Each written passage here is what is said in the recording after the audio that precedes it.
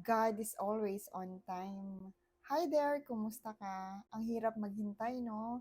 Lalo na kung nakikita mo yung mga nasa paligid mo na umuusad at ikaw naghihintay at nasasaktan pa rin and on the verge of giving up. Today, I'd like to encourage you. God is never late. He is always on time. His timing is perfect even when it seems like nothing is happening.